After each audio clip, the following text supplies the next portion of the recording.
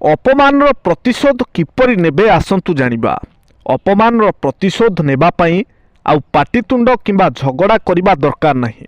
आचार्य चाणक्यंक नीति अनुसार शत्रु को बिना किछि कही मध्य सबुठारु कड़ा जवाब दिया जाई पारे। जदि केही आपण को अपमानित करुथाए तेबे पालटा जवाब न देई केवल मुह को चाही अल्प हसी दियंतु, कारण आपणक नीरवता एवं स्मितहास्य सामना लोक को अधिक क्रोधित और विचलित करिदेब। फलरे से निजे ही लोक हसार पात्र पालटिब। तेबे मने रखंतु सह्य करिबार मध्य एक सीमा थाए।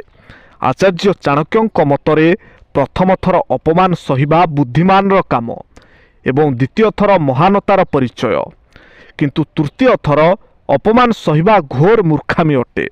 जो माने अन्य को नीच देखाई खुशी हुअंती सेमाने प्रकृतरे जीवन रे विफल व्यक्ति।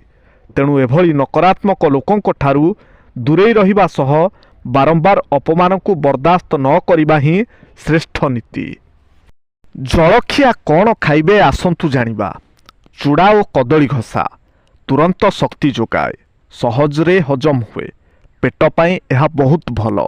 इडली और सांबर प्रोटीन और फाइबर अधिक, कम तेल रे तैयारी ओजन नियंत्रण रे सहायक होइथाए। चकुली पिठा और डालमा पोषक तत्व प्रदान करे। डालमा सह खाइले पनीपरिबा गुण मिले। मुढ़ी और घुगुनी हालुका किंतु पेट भर्ती करे, प्रोटीन और फाइबर रो भल स्रोत। यह एक पारंपरिक एवं सुस्वादु जलखिया।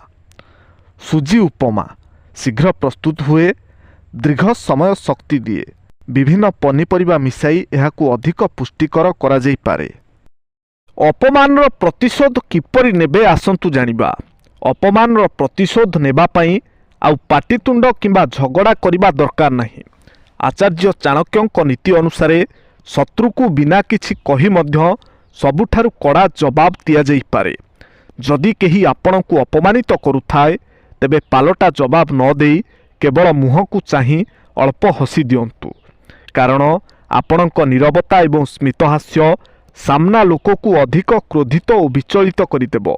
फलरे से निजे ही लोक हसार पात्र पालटिब। तेबे मने रखंतु सह्य करिबार मध्य एक सीमा थाए। आचार्य चाणक्यंक मतरे प्रथम थर अपमान सहिबा बुद्धिमानर काम एवं द्वितीय थर महानतार परिचय, किंतु तृतीय थर अपमान सहिबा घोर मूर्खामी अटे।